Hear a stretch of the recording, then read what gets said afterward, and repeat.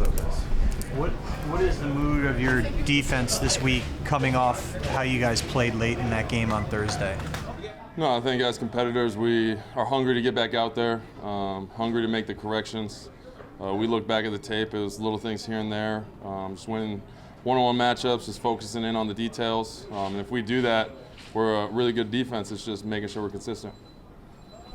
Where's the drop-off been in your assessment so far between what you guys kind of were last year, what we've seen this year so far? Yeah, I think the biggest thing is just the attention to detail. I think there's just little lapses out there, and it's they're finding it this year, I think, more. And I think for us, it's just focusing in on those things because it ends up being kind of a one-off thing. One guy here, one guy there, where you go to sideline, it's like, oh, okay, hey, I need to fix this small thing. And next thing you know, it's a big snowball effect. Talk about attention to detail, and they're finding it. Is some of that like when you guys are in zone defenses? No, yeah, I think at the end of the day, it just comes down to whether it's zone or man or anything. You understand where your help is, where your other zone droppers are, where you can anticipate to be, reading off the quarterback's eyes, just small things like that, and being one or two steps quicker to be able to break the ball up instead of just making a tackle. Have teams adjusted coming off of last year's tape to how you guys try to disguise coverages or how you scheme up your D? I mean, there's potentially, probably in some sort, some way. More tape you put out there, teams are going to look at some kind of tendencies we have, but overall, I think when we look back at the tape, it's more on us than the other team. So obviously, the way you guys lost that game was unusual, to say the least. I mean, you got it driven down your throats twice. Let's be honest. I mean, so did you guys come back in here angry? What are you guys pissed as a defense at how that unfolded? No, 100%. I think when you go out there as a defense, you want to have the game on your shoulders. You want to be able to make those plays. You want to be able to get off the field.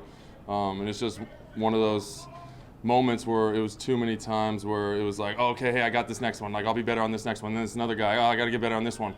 And at that point, like, we gotta stop that and switch it around and hold everybody accountable and make sure we have that string of 3 or 4 plays to get off the field.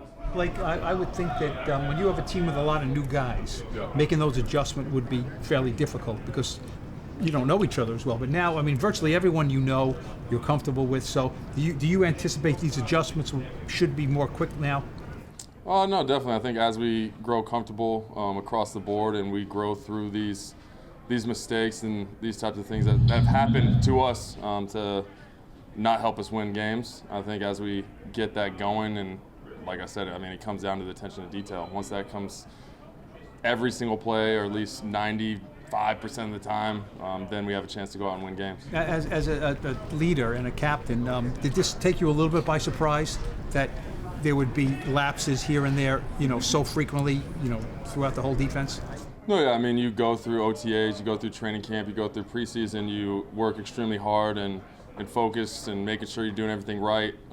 You go out there and you don't perform the way you expected to. Definitely something we want to turn around. Do you think your guys' lack of pressure on the opposing quarterback is exposing things that wouldn't be exposed if they didn't have as much time? I mean, yeah, I think that's kind of self-explanatory in the sense of, like, if we get after a quarterback, he's not able to see his second, third, fourth read, and now he's having to scramble or throw the ball away or things like that. And I think rush kind of goes with coverage. You have good rush, good pressure. It's hard for teams to move with the coverage.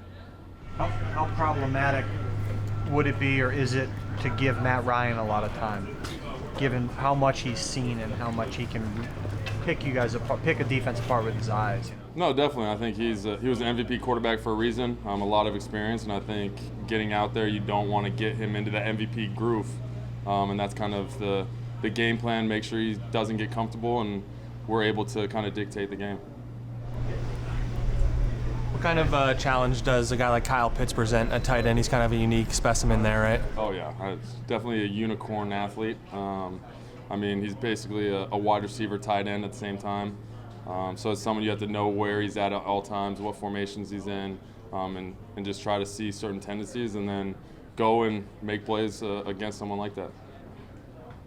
Does he he remind you of anyone that you've seen when you studied? No, I think he's a one of one. If you're in the collector space, he's definitely a one of one, and yeah, he's a freak.